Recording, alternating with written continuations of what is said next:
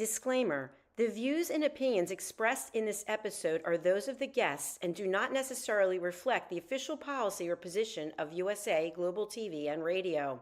The content presented is for informational purposes only and is intended to foster open discussion and debate. Viewer discretion is advised. USA Global TV and Radio does not endorse any particular viewpoint and encourages viewers to seek out additional information and perspectives. Saving America with Dr. David D. Schein.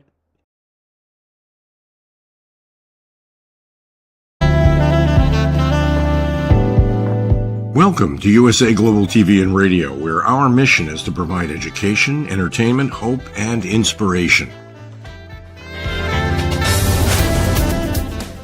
USA Global TV and Radio connects you with experts and audiences all around the world every single day to help you succeed in business and to live a richer life. Visit us at usaglobaltv.com to learn about career and life-changing training and mentoring programs like the Listening Mentor. Subscribe to our newsletter to stay informed about our special programs and offers. Discover how you can become a guest on one of our shows or a host or producer of a USA Global TV and Radio show of your very own. That's USA Global TV and Radio, where the doctor is always in.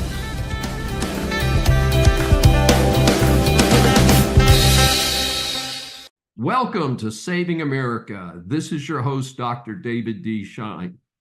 And folks, crazy would not necessarily be a fully descriptive term as to what we're dealing with in the United States and the world. It's really something else. But the good news is I think we're going to get through it. But I mean, you have the stock market that drops 1,000 points one day, comes back and picks up 1,000 points the next day and 1,000 points the next day. And who knows, it may go down 2,000 points the next day. So if you're looking at the stock market as a barometer, it's crazy. Trump's first 100 days. Many members of my audience know that my book from 2018, Decline of America, 100 Years of Leadership Failures, assigned a letter grade to each president. That covered Wilson through Obama. In short, not a single president got close to an A, and all but one was graded below a B. I am revising that book to include Trump and Biden. Watch for that in the future. I'm considered a hard grader. However, when you are given the opportunity to lead the USA, this incredible experience in governance, the person holding that position should be one of the best. Sadly, that has not happened for over a century. I give Trump a B+ for having a number of good ideas and for reversing many policies of the anti-American disaster that was the Biden-Harris administration. On the other hand, professional managers, as opposed to so-called leaders, have a tough job of creating detailed plans and processes to get the job done. In Trump's case, his first round of major appointments for his cabinet and other positions was not very good. The problem is more with him and not his team. Contrary to the apparent proposition, it does not have to be a car crash a minute to get things done. So hopefully the new cabinet will get things done better than his first term cabinet. So a D grade for the managerial approach to getting the important reforms done, and an F grade to the anti-American clowns who have hijacked the Dem Party. More on that later. There is one bright spot on the execution front, and that is the southern border has hit new lows in illegals crashing through. The transition of the numbers is extraordinary, down by 95%. This proves what many of us knew. Biden could have done the same thing, but he and his fellow Dems are trying to gain control by flooding the country with illegals and then plotting to convert them into dependents on the state and voters.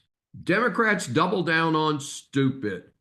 The sad story is the lunatic Dems who are doing more for MS-13 members who came here illegally than for their own constituents. In my lifetime, I never thought I would see the Dems go this low. This would be Senator Van Hollen from Maryland. Of course, he represents the whole state. Representatives Robert Garcia from California, Maxwell Frost from Florida, Yasmin Ansari from Arizona, and Maxine Dexter from Oregon. have all gone over there. In fact, given that these traitors to America are using tax dollars to fly to El Salvador, not only do I encourage voters in those districts to file suit against the politicians to recover those tax dollars, but to start recall campaigns and run pro-American candidates in their districts. Tell them they can use campaign dollars or personal cash, but not our hard-earned tax dollars. Earth Day number 55. Due to the crazed rhetoric out there, conservatives supposedly hate the environment. Nothing could be further from the truth. I'm a proud conservative and I support the environment. I am so excited with the progress that I have witnessed since I celebrated the first Earth Day in 1970 in Philadelphia. We Americans have much cleaner air and water, and with great strides in dealing with solid waste. Much more remains to be done to make the future livable for our offspring. The problem is the broken bureaucracy that is just about every government agency. Every agency needs to stay on track and not further expand its jurisdiction. That also needs to be done with fewer people who make normal wages and much more modest benefits, just like the private sector. SCOTUS has in most cases slapped down the EPA over the last 5 years for illegally expanding its jurisdiction beyond its boundaries. We've also had pathetic examples at the state level, like California, that so misunderstands how to preserve the environment that they have created catastrophes and near economic collapse. In contrast, recycling, an important and highly efficient process, continues to advance. The latest is the emphasis on recycling out-of-date technology equipment, and that is very promising. Further, the actual hysterical presentation of the issues is amazing. In my freshman biology course in college, we were required to read The Population Bomb by Paul Ehrlich. That was right around that first Earth Day in 1970. Now, remember, I was a kid from a military family, the oldest of 7, and this clown is saying, oh my God, we got to stop having children because the Earth is going to run out of space. Well, the basic idea is that we would overpopulate the Earth and many would starve to death. Well, the population is 8 billion now and still kicking along 55 years later. So much for the academic approach. Student loan collections are rolling. For the record, student loans enabled me to get through college in my first graduate degree. I appreciated the help and paid every penny back early. In the next generation, my children were able to attend college with my support and student loans. Now, one of my kids is a public high school teacher and is getting some reduction in loans due to the programs in place. After a break due to COVID that was far too long, as the Biden-Harris administration tried to buy votes of current and former college students, it's time to start paying. Despite the well-announced start to payments, an amazing only 38% of borrowers, just over 1/3, are current on their loans. 5 million are in default. The break here again is for the long-suffering taxpayers. It's been too long. Remember that the feds have the power to grab tax returns, etc. They are not your routine collection agency. Persons who are having payment issues should immediately contact the representatives of the different payment systems and work something out. Do not ignore this important responsibility. My take on this is that nobody is entitled to a college education. That is a choice that individuals make. That includes what student studies. Many of those students are struggling financially, selected majors that either do not translate easily into a paying job, such as philosophy, or require years of additional study to monetize, like psychology. The taxpayers did not make that choice for these students. On the positive side, many more students are moving toward business and STEM degrees. That is a plus for the marketplace and for the competitiveness of the United States. Lots of business news. Google took a big hit in federal courts in an antitrust case. Experts project that Google may be forced to divest its Chrome web browser. This is a moving target and it'll be a while before this sorts out. We'll keep you posted. In a prior Saving America, I mentioned the corporate headquarters exodus from Delaware to Texas and Nevada. 2 more corporations have announced that they were joining the exodus. Affirm Holdings, a $14 billion company, just announced they are relocating their headquarters to either Texas or Nevada. This came on the heels of Mercado Libre, a leading Latin America e-commerce platform that said it will seek stockholder approval to move its headquarters to Texas. That company has a $100 million market cap. While stated is the shift in the Delaware corporate courts away from pro-business approach and heading more left, Delaware faces the loss of corporate franchise fees, which can be substantial. To give you an idea, Delaware makes approximately $2.2 billion annually from corporate franchise taxes, which constitute a significant portion of total state revenue. This revenue is generated from fees paid by companies incorporated in Delaware, even if they primarily operate elsewhere. Delaware is still the leading jurisdiction for public corporations, with over 2/3 of the Fortune 500 companies incorporated there. Note that Delaware has also announced an increase in its corporate franchise fees. I would call that an element of really bad timing, or maybe they anticipate a big take before many more corporations join the exodus. All rise. Our series of interviews for Saving America establishes that the world is full of interesting people. Once you hear from our next guest, I'm sure that you will agree that she deserves the moniker of interesting person. Saving America welcomes Kim Lingling, who is a prolific author who shares her love of nature, animals, living with PTSD, and her mission of tossing nuggets of hope. She is the lead author and coordinator of a collaborative 3-book series titled When Grace Found Me, and 2 standalone anthologies, When Hope Found Me, released November 2022, and Paw Prints on the Couch, released August of 2023. In addition to writing, she hosts the podcast Let Fear Bounce, spotlighting people who make a positive difference in the world, whether by writing, film production, philanthropy, teaching, founding nonprofits, and more. You can regularly find Kim drinking copious amounts of coffee and taking long walks with her dog, Dexter, who is also her official office manager. Today, she is joining us to discuss her new book, Nuggets of Hope. We welcome Kim Lingling for her first appearance on Saving America. Thank you so much for having me. I've been looking forward to this. Well, great. Well, we're looking forward to chatting with you. And as you know, we ask our guests 3 questions, and your bio mentions dealing with PTSD. This challenge has been in the public eye a lot, probably the last 20 years, especially due to the Mideast wars. What has been your path to recovery? My path to recovery, it's been a bumpy one, and I think it probably is for most folks that live with PTSD. And that could be, veterans or anyone who's went through a traumatic experience can experience it. But for about 15 years, I kind of stuffed it down. Kept telling myself, I'm fine. I'm all right. I'm a veteran. I can deal with this. Pull up your big girl panties, Kim. You're fine. Quit being a baby. That's in my head. All that, that negative self-talk that we give ourselves, and I did that for about 15 years. And so I thought I was doing pretty good, until I wasn't. And it was just, life came at me in all kinds of ways. I experienced, my grandmother passed away. I was going through a divorce. A dear friend of mine committed suicide. And all of this stuff was it just felt like it was just, kicks to the gut.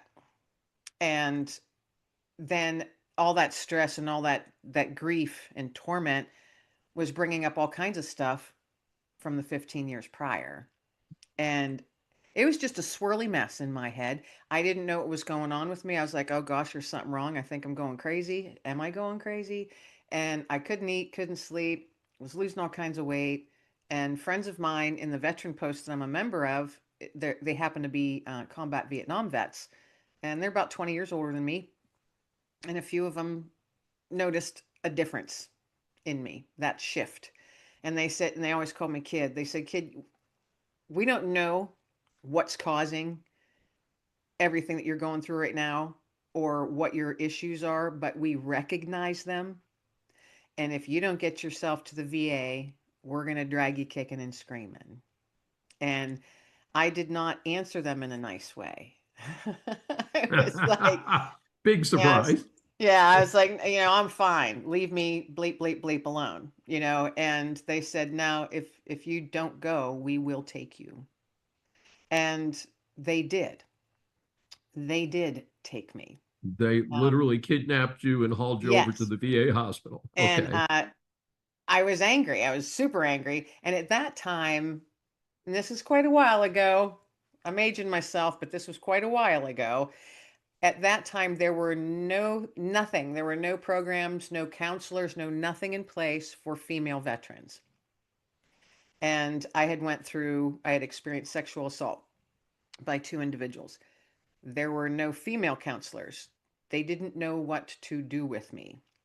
And the counselor, a gentleman, of course, and he happened to be a Vietnam vet as well. When I was in his office with him that first night, he just said, because I had told myself, I told him, I'm not sharing anything with you. I was made to come here. He goes, that's fine. We can sit here and stare at each other for 45 minutes if you want. I went, fine, good, we will. And we did.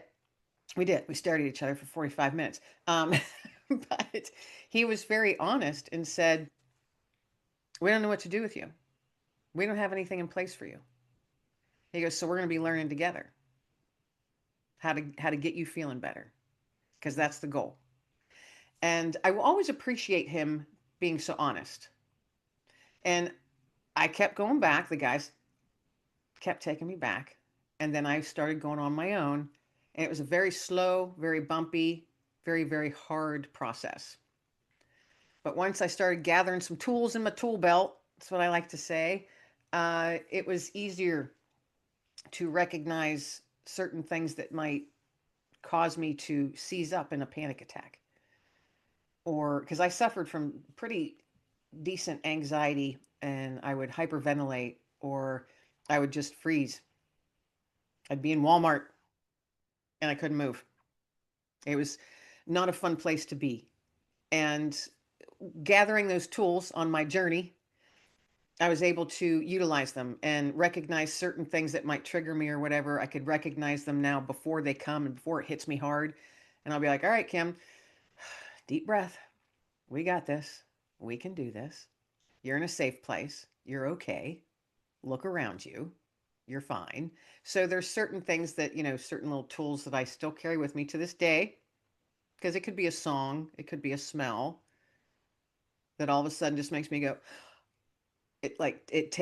literally takes my breath away for a minute or two. Now, did you ever, did they give you anti-anxiety meds to help deal with this? I fought that. Mm-hmm. Surprise. Yeah. And I refused that for a long time, but it did get to a point where I was becoming so unhealthy physically. Because thankfully, I was not one that turned to drinking or drugs, anything like that. Yeah. I was just stubbornly fighting it on my own, But then there was a time I went to my doctor, my regular doctor, in a full-blown panic attack, and it was just not stopping. It wouldn't stop. And he said, Kim, we have to do this now. And I'll never forget this with him. He said, you are trying so hard to climb this mountain, but it doesn't have to be a mountain. He goes, I will give you the smallest dosage, and we will start you off at 3 months, and we'll just go and see how it works for you. He goes, but those mountains will become molehills. So instead of trying to climb, you'll be able to step over. And I've never forgotten that. And so I did take an anti-anxiety for about 6 months. And that was years and years ago. And I would say over the last 25 years, I've done that 3 separate occasions for 6 months at a time. And because my body does not react well to any type of medication. Sure. I experience all the side effects. I'm super, super sensitive. So that's why it's like, building up my tool belt the best that I can. Right. And because I felt like that was a weakness to have to take a pill, even though it was only, it was like 10 milligrams. It was the lowest ever. But it did make the mountains turn over turn into molehills so I could step over them instead of struggling to climb. Right. Now, did you ever get a female counselor?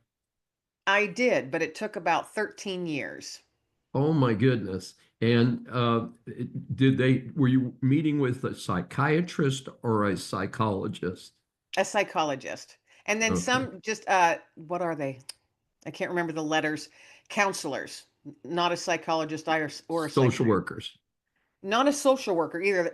Yes. Yes, you're right, but Yes, there's the extra counselor, letters that they certified add on. counselor. Yes, I know there's Yeah. a couple, lots of other alphabet soup like Yes, that. that's a lot of letters. And they've added to them. So there was a couple ladies because one moved on. I was with her for a while, and then she moved on to another position. But yeah, it took a long time. Now there are things in place. There's programs in place specifically for women, for female Good, veterans, good. and there's all kinds of things that the VA provides, which is awesome. But I was kind of what did my one counselor, the gentleman that I first saw, he said, we're going to have to blaze a trail with you. And I remember clearly saying, I don't want to be a trailblazer. I just want to feel better. Well, You know, part of feeling better, of course, is people interacting with kindness. And so, how do you define kindness and why is it so important in our lives? oh my goodness. If people were kinder to each other, the world would be such a better place. You think? Kindness to me, it would, truly. Kindness to me is being able to see people for who they are and meet them right where they're at without judgment. If you notice someone hurting, acknowledge that. You might not be able to help them, but you can at least acknowledge, you know, I'm so sorry that you're in this spot right now, or I'm so sorry that you're hurting. Is there somewhere you can go for help? And if you know a resource or a phone number or whatever, provide that. Being kind just can change someone's life in an instant. A smile at a stranger that you're passing on the street. Because none of us know what someone's going through. That's true. My life right now could be a complete shambles, and you would never know. You know, yours could be a complete shambles. How would I know that? So why not be kind? That's my question. Why wouldn't someone want to be kind? You know, Gosh, it doesn't cost you a dime. Yeah. Well, it's interesting because, certainly part of sometimes we turn on kindness rather than practicing it all the time, don't we? In other words, if we see somebody who's visibly suffering and there are people, the cliche, they wear it on their sleeve, you feel like you need to reach out. And we all do that differently. I use words. I'm a talker. Um, I'm also adverse to touching. So I'm not going to go hug people. I'm going to talk with them and modulate my voice and stuff like that. But I think you make a wonderful point. How about people who bear it well, like you did for years and years and years, carrying that inside you? And if people said, oh, well, I'm not going to be kind to Kim because she doesn't need it today, I, they don't really know because a lot of us, there are people out there who are, I'm sorry, we often use the term drama queens, and that can be male or female, obviously. right. And I have a relative in my family who's a drama queen, and it doesn't mean that they need all the kindness in the world. And sometimes you meet a person who's like, darn, that person really has their act together. And behind the scenes, they're dealing with some really tough stuff in life. I have found that those people that are the kindest have been through or are dealing with their own trauma. Those ones that reach out and help, that are the helpers, are ones who recognize it in others because they've been through hell and back. Or maybe they're in it right now. That's why I hold the door for a stranger, offer to carry someone's groceries to their car, smile at a stranger, compliment a stranger. I started doing that a lot outside of handing out my little nuggets of hope that I have. I physically hand these out to people. strangers. So, I probably look like a creeper or a stalker, but hey, I have hope. Well, So, you probably get a little bit of leeway being female because we are a society that's accustomed to the women being the moms and being maternal to people and all that. And I wanted to bridge into our third question, which is, what are some practical tips for integrating kindness into our lives? You just mentioned one. You have, and for we do this in webcast and podcast, so there are people who are listening who can't see. But Kim held up a little. Is it a rock? it's a polished stone, just a small one. You Okay. can carry it in your pocket. Polished. I don't know. I might be aging myself, but older gentlemen, like my grandfather's age, used to carry stones in their pocket, and they call them worry stones. They Yes, I've carry them seen and that. just, rub them with their fingers and stuff. So this is a small polished stone with the word hope engraved in it. And Cool. so yeah, I started doing that a couple 2.5 years ago, and that's part of how the book Nuggets of Hope came about. I share some of my interactions that I've had with people that receive those nuggets. But back to your question, I mean, just simple little things. Just like I was saying, smile at a stranger, compliment a stranger. I saw three older ladies in Walmart one day, and they were just giggling. They had to have been in their mid to late 70s, and they were just giggling up a storm. And as soon as I heard them, I started smiling. And then when I came around the corner and saw them, they all had big purple hats on, and they were just laughing and giggling. And I'm like, they are having a blast.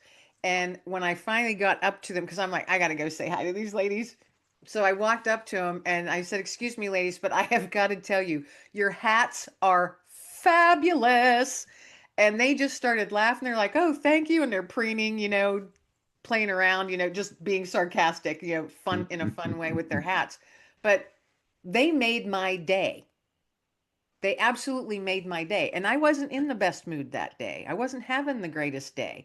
And I heard their laughter first. So you don't know what you're doing at the time, how that might be affecting total strangers that are around you or that might see you. If you're walking in the park or something and you see someone with a puppy or a dog or pushing a stroller with a baby in, and it just makes your heart go, "Oh." At least it does for mine. And that takes you out of your own muck. Because Mhm. I'm always saying I got stuck in my muck. And it's like, pull yourself out, Kim. Come on. There's always something to be grateful for. I guess that's the other thing I want to say. There's always something to be grateful for. And it doesn't matter what it is. Sometimes I might wake up because I had a horrible night. I had nightmares all night long. And I wake up and I'm so tired. And I'm like, oh my gosh, how am I going to make it through this day? I'm so tired. I'm not going to be able to get any work done. Then I remind myself, Kim, quit it. Quit whining. You got a lot to be grateful for, including this cup of coffee. I knew That you might were going to be, say that. Just have more. If you had a bad night, have more coffee during the daytime. yeah. Now, But I mean, what's your that's answer just, for me, though? to be grateful. That might be the one thing you're grateful for that day, but you're grateful for something, and it's taken your mind out of the muck, you know? True. Well, the problem is, in my case, I had to switch to decaf coffee about 1990. So that's a long time ago That is a because I would wake up and, like a normal person, have a regular cup of coffee, and then I would vibrate the cup off the table. And oh, it just had a dramatic reaction. I about 5 years ago, I got to switch around. So I now do decaf in the morning and decaf at night because I like the taste of coffee. I grew up with coffee. But then at lunchtime, after lunch, I have one cup of regular coffee. So I get one thing. I'm going to a 3.5 hour opera next week from I think 7:30 to 10:30. Well, actually, it'll go to 11. And I'm going to go ahead and have a cup of regular coffee right before I go into the right opera, before you go. so I can sort of stay awake for that. It's Tannhauser, which is one of Wagner's shorter operas. One of the shorter ones, yes. Oh yes, he's done some 5 hour. I've caught a couple 5 hour operas, and in those cases, I just bring a pillow. I've never been to an opera. I've not ever been to one. Well, Although I do like listening. I like listening to Pavarotti every once in a while. sure, he's fabulous, and of course Oh, he's I think he's retiring or retired now, but he was widely regarded as one of the best opera singers of yeah. this most recent generation. And I'll tell you how I started because it's I think it's informative. I started with Gilbert and Sullivan, which, as someone with a great sense of humor like you have, the Gilbert and Sullivan, part of the trick with Gilbert and Sullivan that people don't realize is it's political commentary of the 1880s. They are making fun of the crown. They are making fun of royal society. And if you realize what they're doing sarcastically, if you will, that's an American term, not the English, you can really see, oh, I see what he's doing. He's pretending to be a caricature of the king, but of course you couldn't do that in 1880s. Right. But you could write a comical opera and have someone that you don't call king, but acts a lot like it. But it was interesting because I saw an opera just a few weeks ago that I had not seen before, Rossini opera, and it was a lay down comedy. I mean, they had a pie in the face. They pulled a wig off a guy. I mean, all sorts of stuff. I had never seen an opera like that, but that was around 70 years before Gilbert and Sullivan. So I think what happened is that you could see the lines from that to Gilbert and Sullivan, that they definitely knew what they were doing. And maybe also let people know there are a few lawyers out there with a sense of humor. Yeah. Because they were barristers, and as well as musical people. At least the one who did the lyrics was a barrister. I don't know if the one who did the music was. But anyway, that'll get you started. Kim, we always try and be respectful of our guests and give them you keep it short. The other thing that we always say is we keep it short because we want our audience to actually listen to it, because we're not going to give them the book. What we want them to do is to say, wow, Kim Langling, what an interesting person. I think I will look her up and get her book, Nuggets of Hope. And for our audience, how do they get more information about you and your book?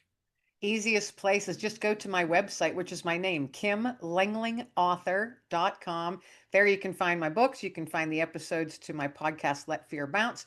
You can see what I'm doing, what I'm up to. If you want to contact me, go ahead and scroll to the bottom and you can hit that contact button. That's where Dexter comes in. He will get all those emails and scan them for me and let me know who's reaching out and what they need. So yeah, Dexter, my office manager, my trusty office manager, will take care of all that. But yeah, would love to hear from you. All my books are available on Amazon, just under my name, Kim Langling. And again, my website is kimlanglingauthor.com. Please proceed. An incredible quick hit. This is a report we credit to the Gateway Pundit. They report that recently Dylan Bryan Adams, a fiscal policy analyst for Minnesota Governor Tim Walz, was reportedly caught on camera keying as many as 6 Teslas with damages estimated at as much as $20,000. However, the Soros-backed county attorney, Mary Moriarty, will not sink criminal charges. He will be subjected to an alternative discipline per the report. The article also suggests that the Minneapolis police are outraged at how this is being handled. How does the defendant plead? What will really happen with Iran and those nukes? The U.S. has now had 2 rounds of talks with Iran about preventing them from getting nukes. My take is that this is unlikely to get an acceptable agreement. Iran cannot be trusted and appears to be just buying time since they are so close to producing weapons-grade uranium. To make a point, the U.S. Navy sent another carrier strike force to the Middle East. However, most experts feel that the likely outcome is another Israeli bombing excursion to take out remaining nuke production facilities with U.S. support. The irony is that many countries in the Middle East now support the Israeli-USA position since they want peace and prosperity, not endless war threats from the wackos in Iran. Please raise your right hand. China threatens other countries. Reports are that China is attempting to tell other countries not to make tariff deals with USA. I note that this demonstrates both the power of China and its desperation. While the Trump administration claims that China is engaged in some tariff talks with the US, although keep in mind the definition of a deal is that the other side complies and China cheats. Objection, Your Honor. My regular listeners know that I am a huge proponent of mandatory term limits for all public officials, and certainly in Washington. In fact, my book, Bad Deal for America, is a specific pitch for term limits. America's Congress is cursed with the biggest collection of losers and liars imaginable. Worse, due to the power of the incumbency, they stay forever getting rich but ignoring their overtaxed and underserved constituents. I apply this to both political parties, not just the alleged liberals. Classic examples include Demented Joe continued to hold office even though he could not conduct a conversation. He was there for 50 years. Then Mitch McConnell can't walk stairs but still pretends to represent his taxpayers. Of course, there's Nancy Pelosi, Miss Insider Trading herself, as I label her. Then the grand faker Bernie the Bum, who's worth millions and has 3 houses, pretending to be a commie. He is on a speaking tour to promote extreme left positions. Will he surrender some of his unearned salary back to his impoverished taxpayers? Hey, a bit of good news. Totally useless Dick Durbin, senator from Illinois, who sucked up taxpayer dollars for 44 years and accomplished nothing other than re-election, has announced he will not run again. The sad note on this is that, based on what I know about politics in Illinois, he will likely be replaced with another useless Democrat. May I remind you, you're still under oath. Business students, business persons, or consumers, business law impacts much of what you do. This segment is designed to help you get past the headlines on key stories. What does assault and battery really mean? Assault and battery is a phrase heard frequently on the evening news and even in many police dramas. Many think they know what it means. Well, there's a bit more to it. First, in the original setting, each was a separate offense. Assault means to cause someone fear of being touched in a harmful way. Battery is the actual act of touching someone without their permission, which causes some injury, even if it's minor. For instance, recently you may have seen news clips of youngsters pushed out of political photos sessions by ambitious politicians. In fact, this could be battery if some harm results. Usually the youngster ignores the shove and life goes on. In modern parlance, assault and battery are linked together, not applied separately. Note that assault is the intent part of the process and battery is the action itself. While injury is not literally required, if there is to be criminal prosecution, then something more than a shove will be required. In current day society, allegations of assault and battery have become fairly common. The allegations are often made against sports stars and other celebrities. These days, minor injury is a misdemeanor, while more serious injury is a felony and often distinguished with the term aggravated assault, although it really should be aggravated battery. An interesting aspect of this phrase is that it is both a criminal offense and a civil wrong. In the more serious cases, a victim will start with filing a police report. If the actor is found guilty, then obtaining a civil verdict against the actor is often an easy step. Obviously, sports stars and other celebrities are viewed as deep pockets, so that may give others an incentive to pursue both a criminal and a civil case against them. To be sure, a civil case can be brought without a criminal case paired with it. In many cases, these lower profile cases are brought to assuage hurt feelings more than about recovering for serious injury.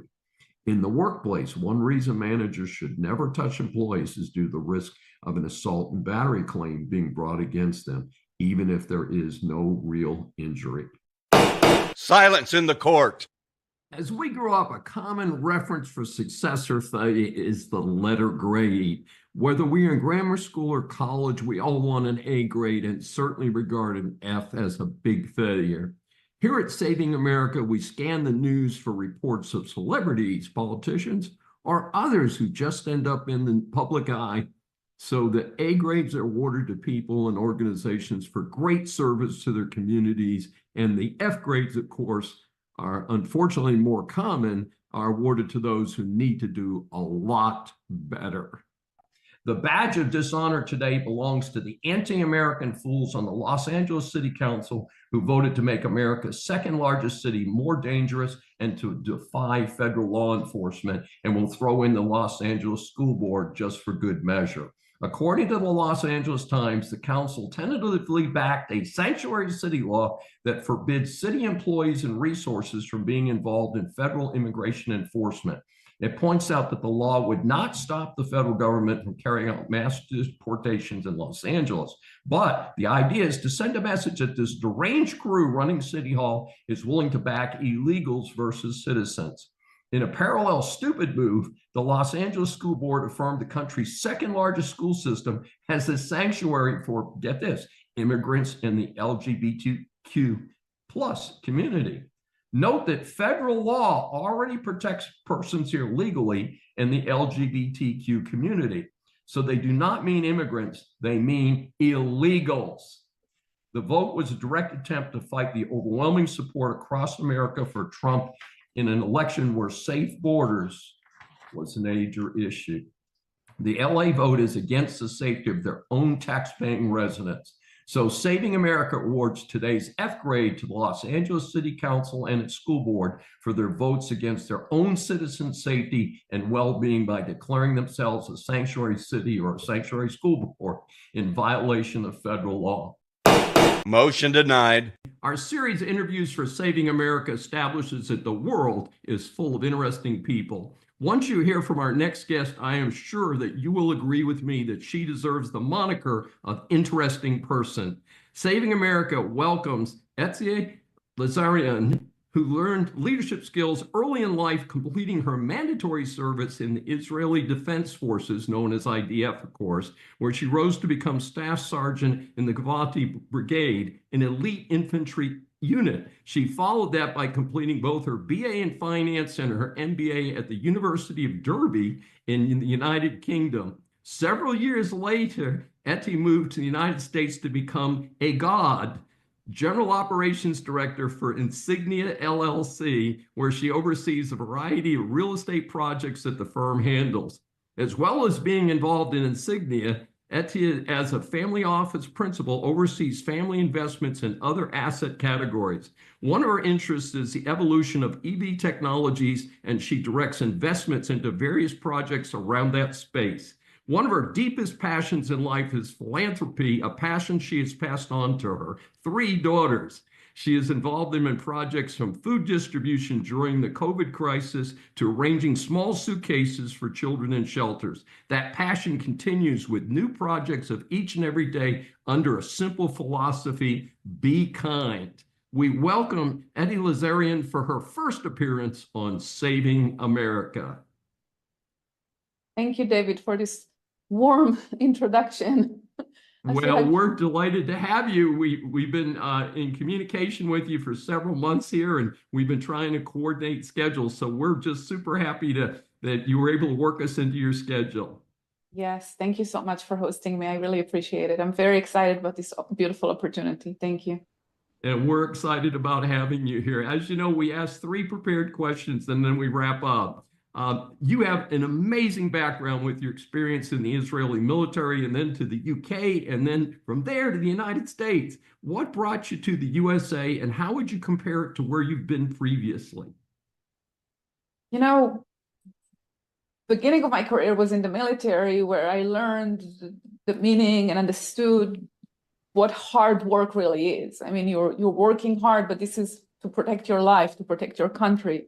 So I think it's really important for every person really to join the army, to understand what it is to actually protect the land that you live on. And then from there, you can go into business or whatever you choose to go in your life. But I feel like it gives you like a really good ground. And also the army gives you like really good protocols, teaches you how to do things.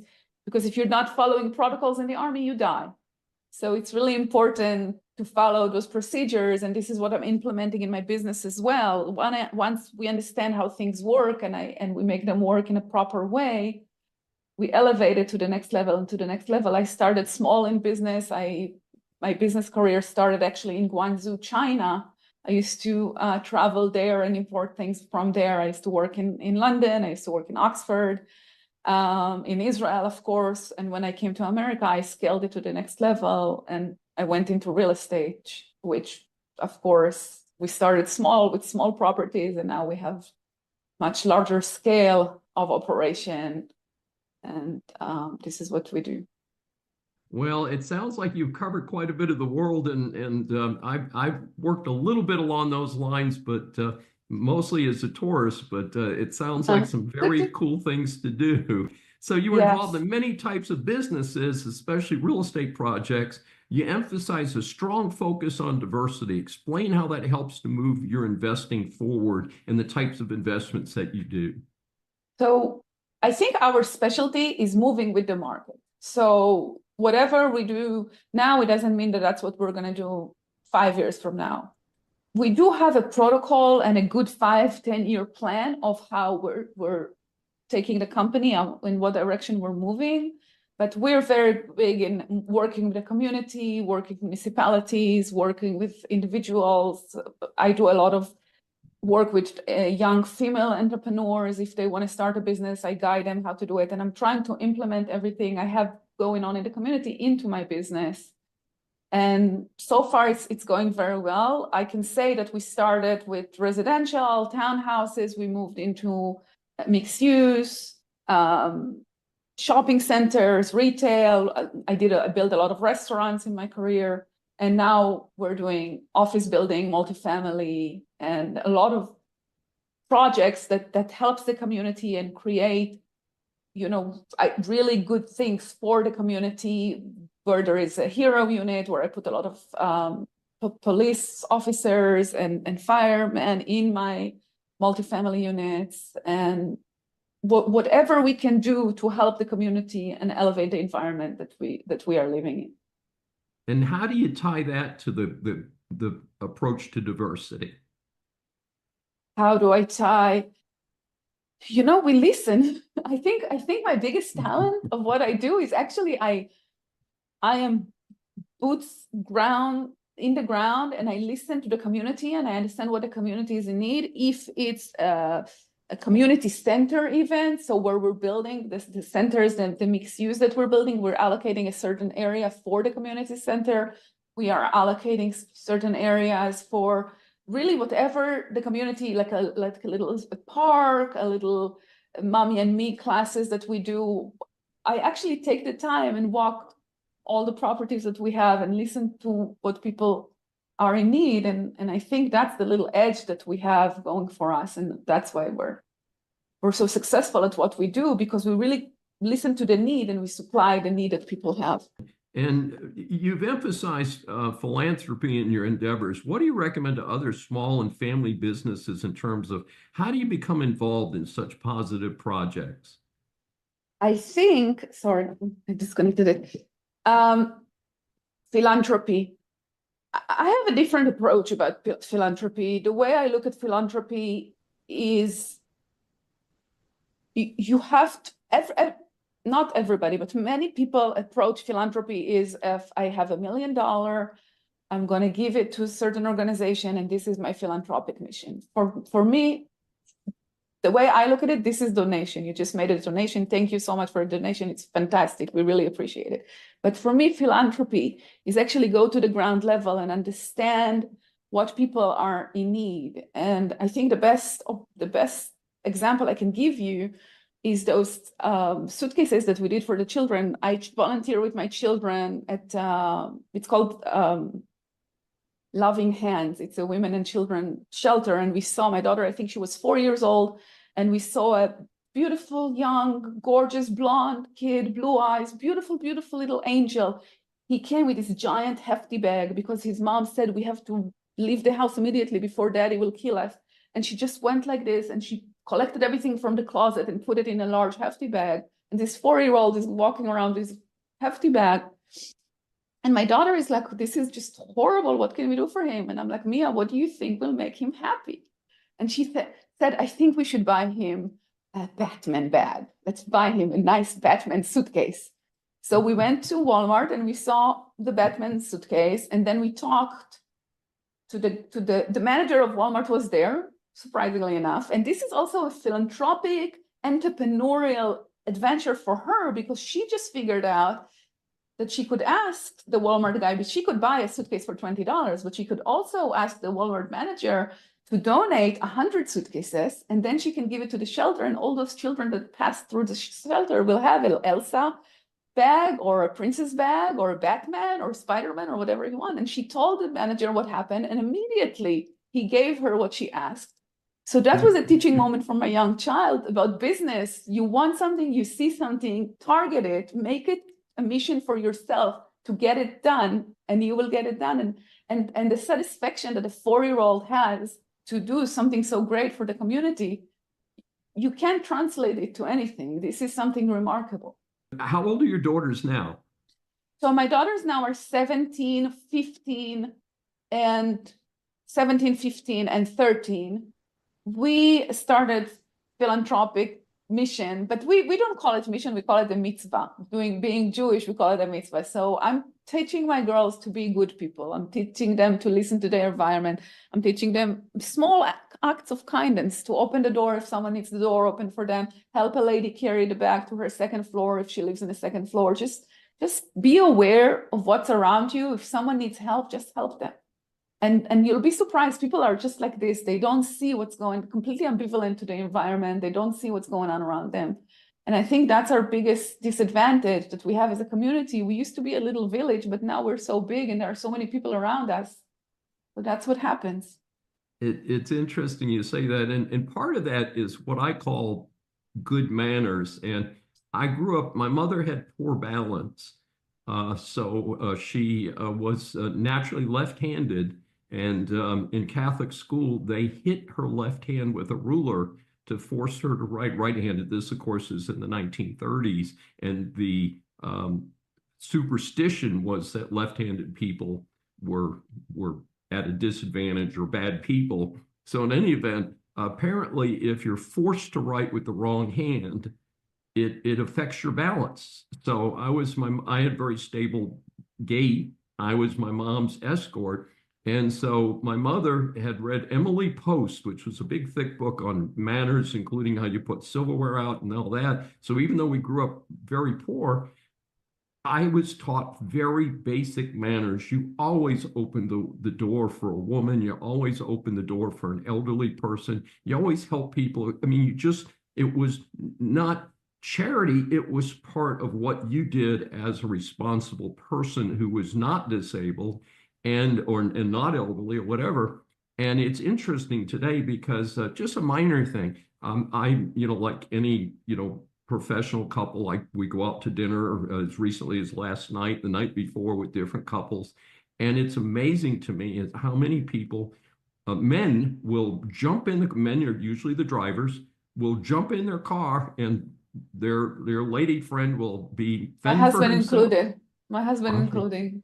Doctor. But it's just it's just fascinating because I can't conceptualize doing that because it was so ingrained in me to make sure that my mom was safe, she was in the house, in the vehicle, whatever you're doing. So I think we could hopefully we're going to return to better manners. And you are the last gentleman alive, Doctor. You are the last one. I'm arguing that we're going to bring it back, and I think that ties in with charity because some of what you mentioned is good manners as well as it's being aware. It's just being aware, Doctor. It's just being aware. It's just looking around you, see the need, identify the need, and that's what makes you a good businessman. That's what makes you a good philanthropist. That's what makes you a good person. Just look around you, see what people need, identify it, and move forward with it. This is the way I look at things. Well, it sounds like a very healthy approach. And that sounds like you're doing a wonderful job of bringing your daughters around, and they're going to be an asset to the community for many decades to come. And as you know, we try and keep these interviews short because we interview busy people like you. We don't want to take you off track too much.